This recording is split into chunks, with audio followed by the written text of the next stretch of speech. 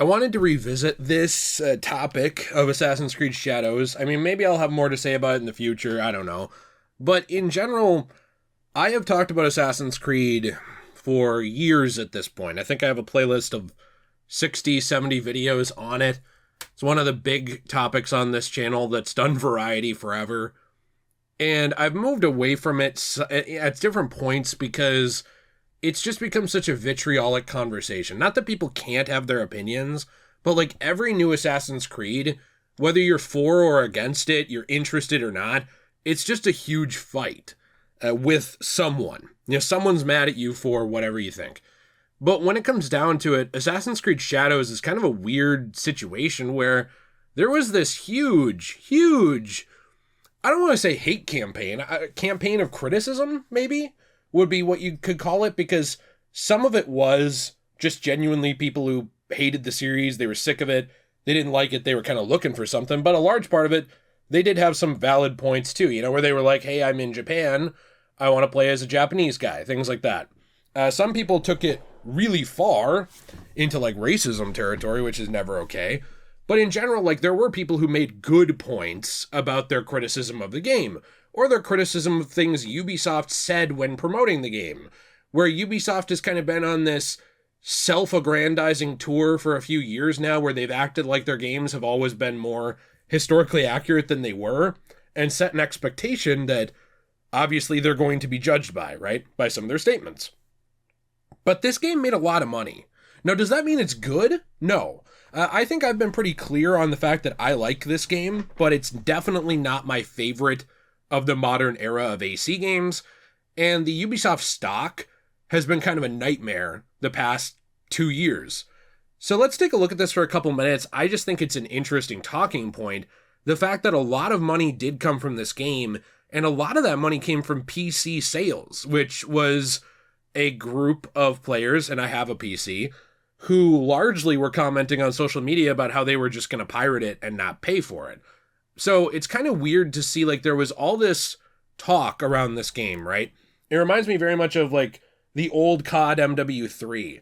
I don't remember what the controversy was. This is when I was a kid and when it was coming out on Xbox 360, but there was this like classic meme format where everyone was saying, oh, Call of Duty MW3, just another COD, just another cash-in, no thanks, I'm not going to be buying that, I'm not going to play that, no, screw anyone who buys that. And then people's friends list was like entirely playing Call of Duty MW3, like everybody was listed as that. Like everybody self-aggrandized and made a big point, but then they still bought it. And that kind of seems to be what happened with Assassin's Creed Shadows is, I don't know if everyone who made a point bought it, I'm sure they didn't, but a lot of people did buy it, and it's kind of weird to see. So let's talk about this for a couple minutes. I'll tell you where some of these numbers come from, things like that. If you enjoy the video, you want to leave a like, subscribe, I appreciate you very, very much. I do have a question of the day for you, which is, what do you want to see out of this series going forward? And I don't know if my answer will surprise you to this. I would like to see a mixture of games. I don't want everything to be RPG or RPG based. I'd love to see some games in the style of Unity or Syndicate, or in the older style of Brotherhood and Revelations. Hell, even bring back Chronicles. I don't care. Just some variety, something fun. But it does seem like the RPG formula is here to stay because people keep supporting it. Now, that said, do I hate the RPG formula? Am I one of those people who, you know, hates modern Assassin's Creed? No, not at all. I think they're very fun. I personally love RPGs. There are deeper RPGs out there than Assassin's Creed, for sure. If I was going to my favorites, they're not the AC RPGs, but I still think they're good. My favorite Assassin's Creed of the modern era was Mirage, and it's because it did so many things to harken back to old Assassin's Creed, what it used to be, while still operating within the boundaries that the team was given.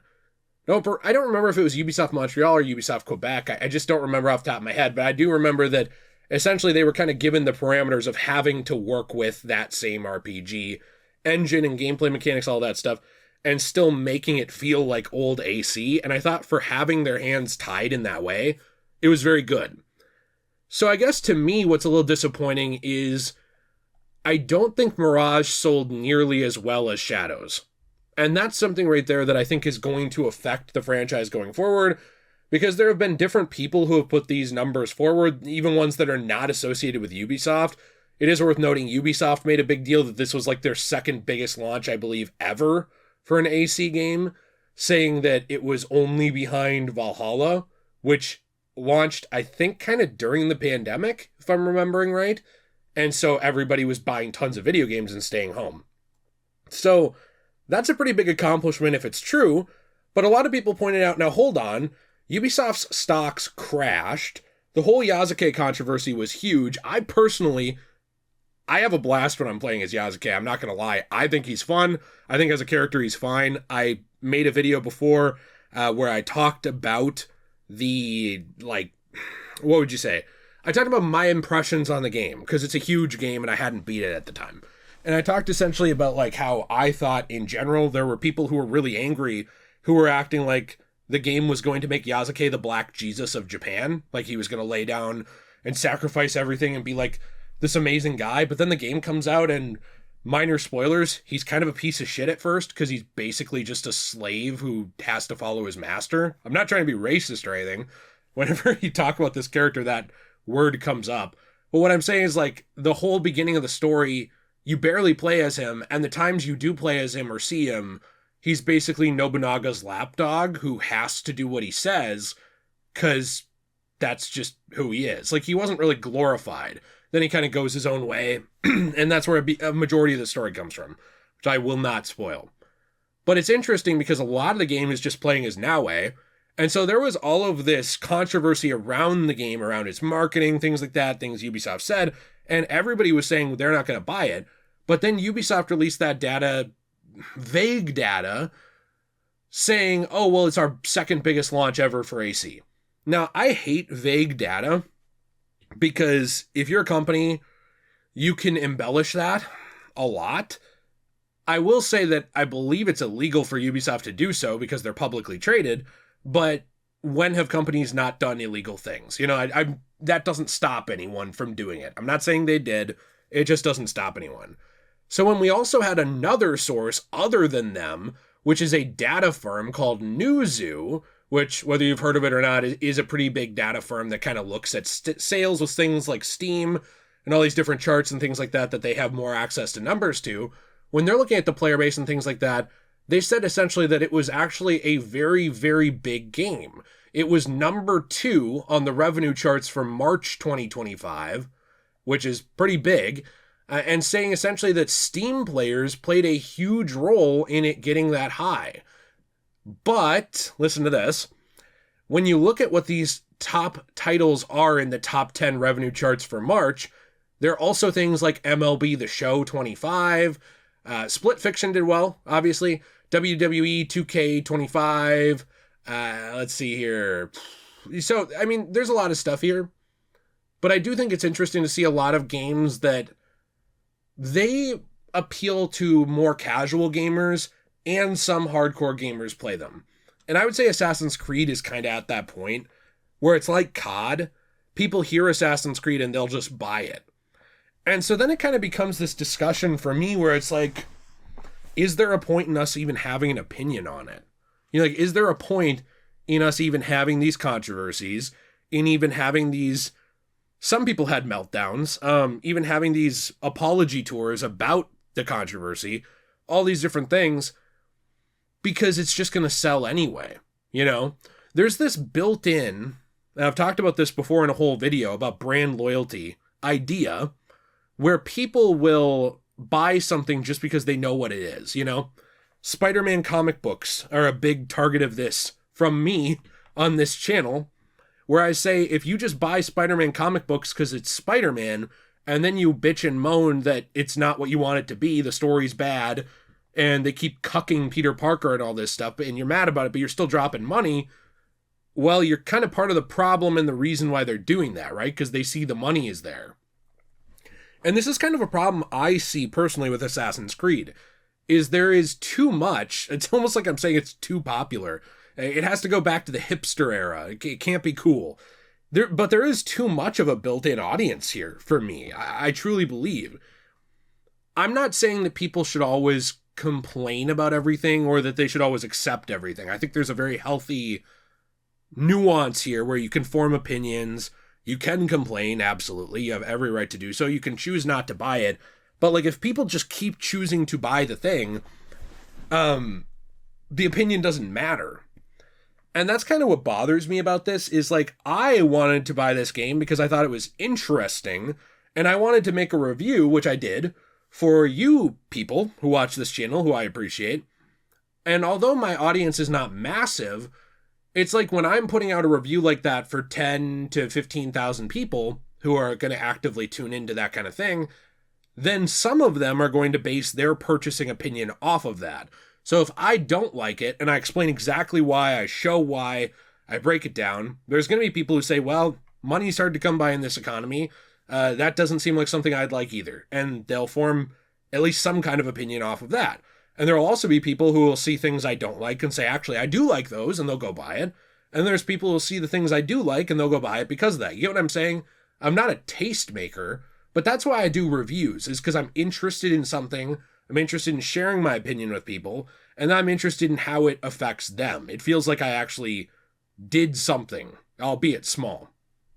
But with these Assassin's Creed games, I cannot think of a single one since Syndicate did, that struggled. That struggled to sell. Syndicate struggled to sell because Unity was a mess at launch. Even if it's your favorite Assassin's Creed game now that it's been patched to hell and back, and it's a lot better, it was a nightmare at launch. Glitchy, didn't run right, it was just a mess, And so with Unity, that affected Syndicate, and it affected the games after it. But then with Origins and beyond, there has not been a single miss when it comes to sales. There's not been a single game that struggled. And that's kind of not a good thing. I mean, I didn't buy all of these games new at launch. I genuinely didn't. Origins, Odyssey, and Valhalla, I bought them all later on sale because I just didn't want them at launch, to be completely honest. The only ones I bought at launch in recent years are Mirage and Shadows. So I don't really feel like I'm part of the problem overall, but I do think that, like, it's interesting that people aren't more selective. They don't wait. People buy things right away, no matter what the consensus is on it. Doesn't matter. They don't wait for it. And then it does really good, and it's like number 2 on some chart. And it's, the number 2 top-selling AC launch of all time, and all this stuff. And I guess my point is that I feel like brand loyalty is hurting Assassin's Creed. Are the opinions of players even being heard? I don't know. And I know that there's an artistic element to it where you say, well, the artist's opinion matters too. Yeah, absolutely. But also you're making something for people who have a vested interest. Some of the people who play these games have been playing them much longer than some of the developers currently working on them. Like, some people in my audience, they were playing since Assassin's Creed 1.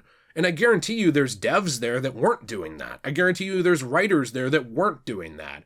Now, does that mean they should be outed and fans should be put in their place? No, probably not. I know that there's a reality of how to make things that isn't as easy as a simple pitch on YouTube. But regardless, it does show you that these people who are buying your product or who are interested in it aren't just buying it or interested in it because it's a game. A lot of them are buying it or interested in it because they have an investment in the story, an investment in previous titles. They were passionate about it, at least at one point. But the built-in audience of no matter what buying Assassin's Creed, I kind of think it's hurting it. Where, like, you can have this big controversy, and guess what? They're not going to care because it's number 2. And, like, even if they were lying, are all the other people saying it sold well lying who have no financial investment to do so? Why would they lie about it? What do they have to gain out of it? It would be a much more salacious title to say this thing sold like garbage, you should have listened to everybody. That'd be like, probably a higher view video, probably higher view articles. There's no money in saying it did well. So why would other people lie about it? I mean, Ubisoft, yeah, you can argue maybe. It would be illegal, but maybe they could. Companies lie all the time. But why would these other people? I don't know. I don't know what the answer is, but, like, as somebody who grew up with these franchises, and I'll admit, maybe for this one, I'm part of the problem because I did buy it, pretty quickly, like day 2 or 3, just to make my review.